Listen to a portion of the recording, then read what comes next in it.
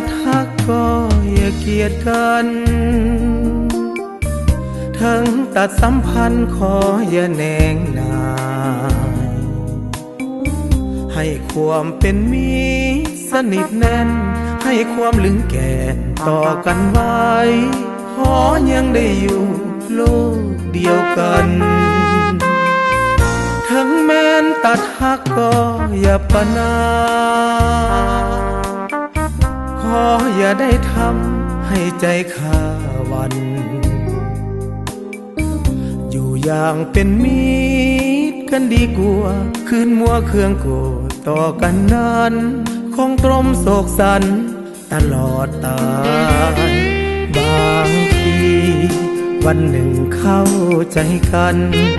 วันหนึ่งเกิดสงสารวันนั้นคงอายคิดจะหาคืนก็เกรงใจแนงสู้เป็นมิตรต่อกันไว้ดีกว่าจะเกลียดกันสูญสิ้นความหาก็อย่าใจดำขออย่าสร้างกรรมไว้เป็นหอยดาวปล่อยความเจ็บแค้นให้สิ้นสุดหัวใจจงหยุดอย่าเมินมางแม้นสิบหากยังอย่าเกลียดกัน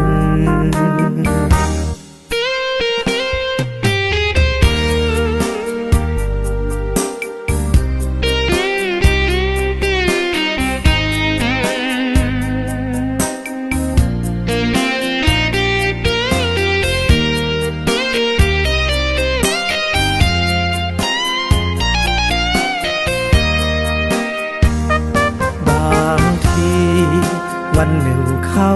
ใจกันวันหนึ่งเกิดสงสารวันนั้นคงอายคิดจะหาคืนก็เกรงใจแนงสู้เป็นมิตรต่อกันไว้ดีกว่าจะเกลียดกันสูญสิ้นความหาก็อย่าใจดำ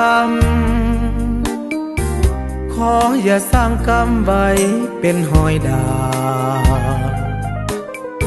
ปล่อยความเจ็บแค้นให้สิ้นสุดหัวใจจงหยุดอย่าเมินมางแม้นสิบหากยังอย่าเกลียดกัน